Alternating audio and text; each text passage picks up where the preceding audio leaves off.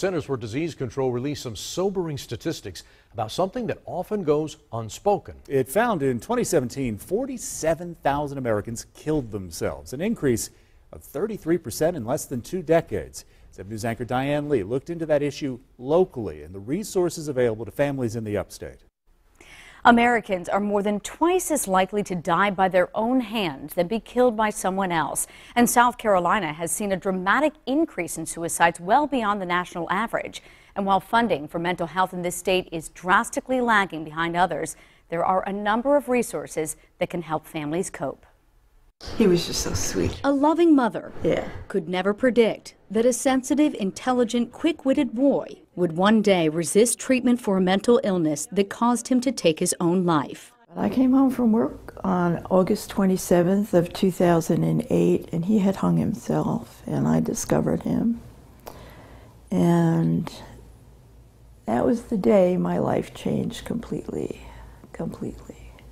Alice Baird says it was a time when she was in desperate need of help. That's when Baird discovered the local support group Survivors of Suicide, or SOS. I can remember driving out of the parking lot and going home and thinking, how can there be so much pain in one room, and yet somehow the burden was slightly lifted for me. In hindsight, Baird wishes her son had known about other resources like the 24/7 crisis line run by Mental Health America of Greenville County. We are there for anyone at any time for any reason. Susan Smyer-Hare with MHA says each year they take about 18,000 calls, mostly from people in the upstate.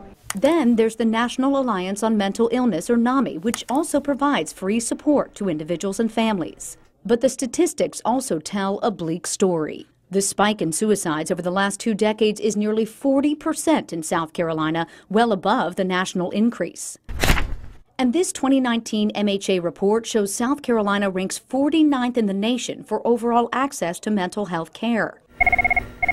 Even the crisis line misses a third of the calls. And that is a direct result of not having the funding that we need to staff it, especially in some of those more difficult to fill time slots. Okay, sir, what was the location? That's where first responders also come in. People like Valia Warren, trained to help suicidal callers and willing to stay on the line. I truly wanted to help them, and I think that came across through the conversation. And we don't judge. You know, our ultimate goal is to get that individual the help they need. Greenville Lieutenant Jason Rampy says because most suicides aren't reported, people don't realize year after year the numbers tend to be on par with traffic deaths and nearly double the homicide rate. Baird, who after 10 years now leads a Greenville SOS group, says she's noticed the increase. We had our meeting last night, and I hate to say this, but we had 5 new people last night.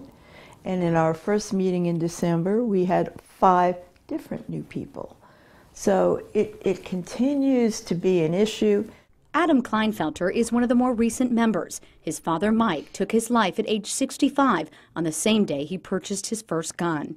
Kleinfelter says he resisted the SOS discussions at first, but discovered a comfort in speaking with others who understand the unique pain of suicidal loss. Talking through these things helps me understand that I don't want to remember him for the way he died, but how he lived and the lives he touched.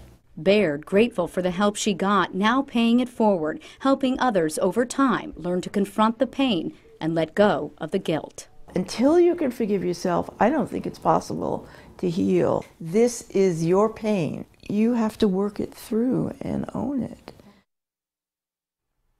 We've posted all the resources that we mentioned at WSPA.com, but we wanted to hit home that crisis line so you can put that in your phone. The number 864-271-8888. There's also a text crisis line, which we've posted at WSPA.com.